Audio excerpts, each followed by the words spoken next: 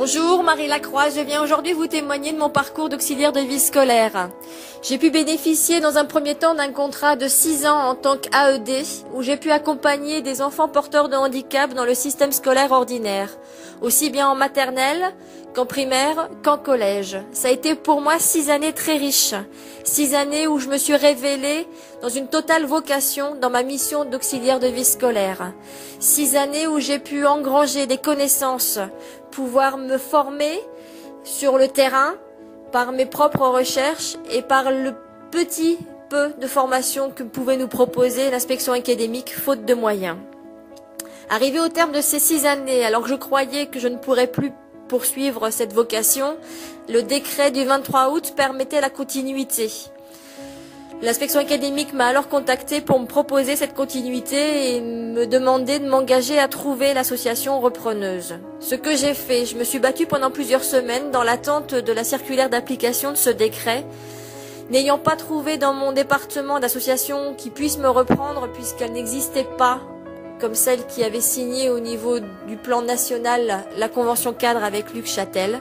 C'est dans le 31 à travers les PEP que j'ai pu obtenir une réponse au mois de novembre positive. Or, quand je me suis orientée vers mon inspection académique pour pouvoir obtenir cette continuité, on m'a violemment annoncé que ma ligne budgétaire n'était plus disponible et que donc je ne pourrais être reprise dans le cadre de l'application du décret du 23 août sur la continuité. Imaginez la souffrance de l'élève qui attendait mon retour, car l'accompagnement dont elle bénéficiait depuis la rentrée n'était pas du tout cohérent à ses besoins, faute de formation des auxiliaires qui avaient pris ma place.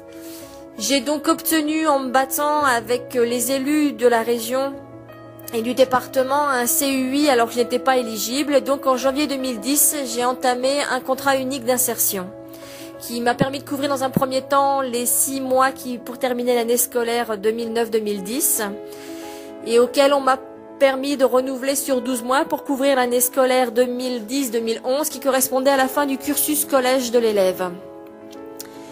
Nous avons donc demandé un renouvellement de 6 mois pour pouvoir obtenir les 24 mois de contrat unique d'insertion que la loi nous autorise et ils m'ont été refusés. Or, ces 6 mois-là auraient été plus que nécessaires afin de permettre la continuité entre le collège que l'élève quittait et son arrivée au lycée. Imaginez le drame pour l'élève d'arriver dans un établissement qui était une dizaine de fois plus grand que celui qu'elle venait de quitter, où elle ne connaissait personne.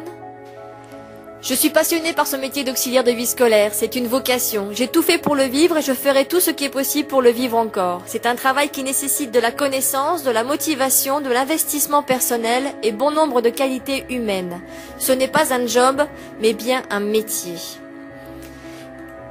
Quelle société se débarrasse de personnes formées, expérimentées, motivées et professionnelles qui remplissent toutes les conditions attendues d'un poste et qui est plus que nécessaire? Nos situations posent aussi les questions de la qualité du service public d'éducation, de l'égalité des chances des élèves en situation de handicap, de l'égalité d'accès pour tous et un service public de qualité. Je tiens par ce témoignage à remercier la FNACEP et l'UNAIS. Merci de m'avoir écouté.